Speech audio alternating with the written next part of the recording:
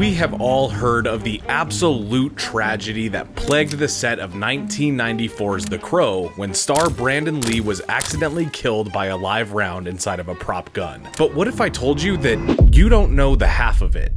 In fact, what if I told you that the dark and twisted fate of this film started well before the cameras ever started rolling on The Crow?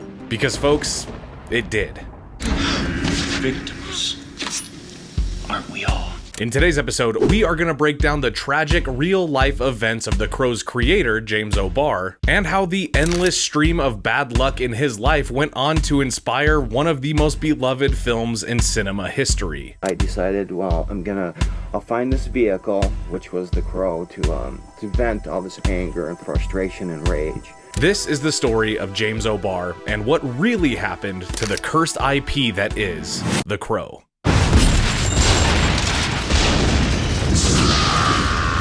So, for those of you who don't know, James O'Barr is the writer and illustrator who created The Crow, a comic book series of extremely dark and melodramatic comics that have become iconic for their gothic art style and serial writing. And if you've ever read any of these comic books, then you know that they come from a very dark place. I mean, it just comes through in the writing. The Crow is the story of Eric Draven, an aspiring musician, and his lover, Shelley. When a bout with a local crime syndicate leaves Eric and Shelley murdered in cold blood, the spirit of the Crow resurrects Eric and gives him the chance to avenge their deaths, and more importantly, bring peace to Shelley's tortured soul.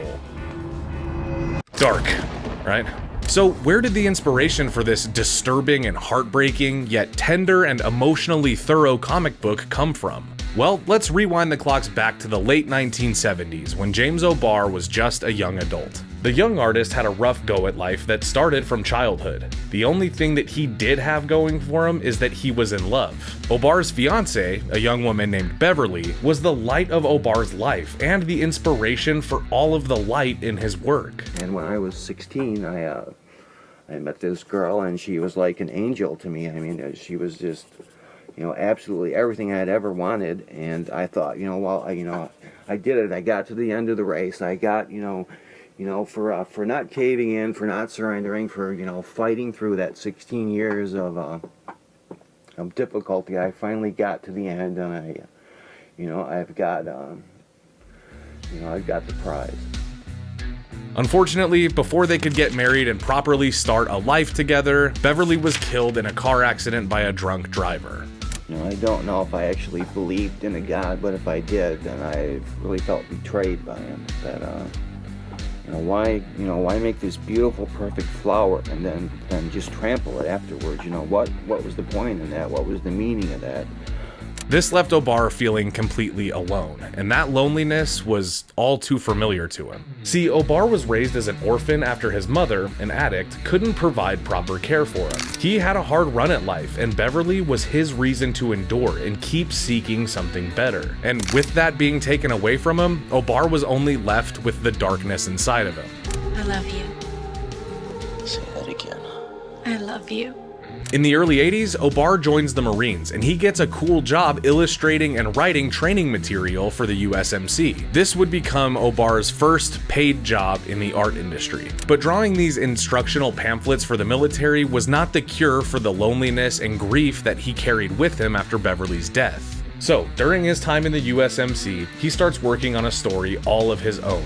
A dark vigilante tale that unfolded the rage and unfairness that James felt. A story about love, loss, grief, revenge, and justice. A story simply called The Crow.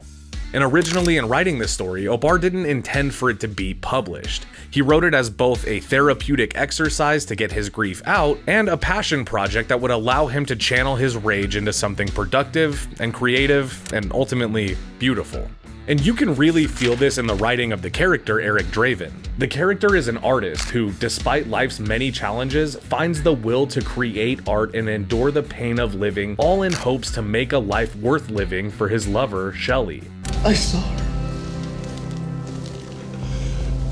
I saw her through your eyes. And when Shelley's taken from Eric before her time, the story unfolds into fantasy fulfillment as O'Barr has Eric Draven act out all of the many things he would have liked to have done to that drunk driver. Whew. These comic books are extremely raw, just like the movie. But folks, this is only the beginning of this very macabre tale. The first issue hit shelves in 1989 and was published as a small run of independent books in the alternative category. The comic book was specifically described by O'Barr as therapy, in which he hoped to find a sense of closure and catharsis to his trauma through the work. And despite the comic book becoming a massive hit, O'Barr described it in a 1994 interview. When asked if he had found any joy through this process, he said, "No. As I drew each page, it only made me more self-destructive. If anything, there's pure anger on each page." You know, for a long time I thought it was kind of like a therapy, or like working out all my problems or angers or frustrations out on paper. You know, and it was a lot cheaper than seeing a therapist or something. And sadly, this seemed to be the status quo for the writer. Despite doing what he loved and now making a comfortable living doing it, it all seemed worthless for this young orphan who had lost his only love. You know, I almost felt like I was being punished. You know, like I had finally been shown this thing and allowed to hold it for just a moment, and then it was taken away, just as, you know, like a bitter joke. And I definitely lost my faith in human nature for a while there. But then, something happened. Movie studios around Hollywood were requesting meetings with O'Barr. They wanted to get their hands on The Crow, and they wanted to make it into the next big movie. Surprisingly, this picked up very quickly, and O'Barr started taking meetings almost as soon as the offers for them started coming in. And each studio, you know, they brought their own unique ideas. For example, the very first meeting that James O'Barr took to get his comic book adapted into film was a pitch to adapt it into a live-action musical with, get this, Michael Jackson starring as Eric Draven, aka The Crow. Could you even imagine? Tell them Eric Draven sends his regards. O'Barr was not happy with this pitch, but he was interested in continuing to take meetings. Eventually, writer John Shirley and O'Barr found each other. See, John Shirley had been shopping his own original script around Hollywood called Angry Angel, which kept getting turned down by studios because they said it was too similar to a comic book they were trying to adapt called The Crow. John Shirley had never heard of it, so he hits a comic book shop and picks up as many copies as he can find because, frankly, he's curious about what he could have written that was so similar. He picks up the books, he reads them, and he loves them. But most importantly, he understands them. So Shirley finds O'Barr himself and offers to write a script for the movie, and that is the script that got made into what we have now. Can't rain all the time. Eric? Of course, the movie that we ended up getting in 1994 is a damn near perfect adaptation that captures O'Barr's tone, flair, and deeply disturbed gothic noir story. Director Alex Proyas was hired to helm the project, and as we all know, the inspired choice to cast Brandon Lee as Eric Draven was made, which is something that nobody has ever lived up to in the Crow movies or TV shows since. I went a little bit off script there. I really felt that one. They're all dead. They just don't know it yet. Now, we all know that Brandon Lee was accidentally shot and killed during the production of this film, which is tragic enough. But if we take a look closer, these wounds are so much deeper. O'Barr was directly involved with the production of the film, and he was on set nearly every day. During this time, he bonded with Lee in a big way. Brandon Lee had been a big fan of the comic books, and he resonated with them in a way that convinced O'Barr that Brandon Lee was simply perfect for the project. And the two not only became good acquaintances, but close friends. There was a calmness to Lee that O'Barr admired that would only fade when the rage of the character needed to come through, and these two guys just understood each other. O'Barr had found a new friend, someone that he saw as a collaborator but also respected as an artist. Brandon Lee was even engaged to be married at the time, and this gave O'Barr the sense of young love that he knew all too well. And it seemed like maybe the dust and ash of James's past was finally settling and a new dawn was finally upon him. Something that looked bright and beautiful and not bleak. At least it stopped raining, huh? Can't rain all the time. This left O'Barr and hundreds of other people from the cast and crew completely devastated and headspun. It didn't stop the movie from getting made, but it did remind O'Barr that this character and the story that he created to deal with his own trauma and loss only caused even more trauma and loss for himself and everyone who knew or loved Brandon Lee.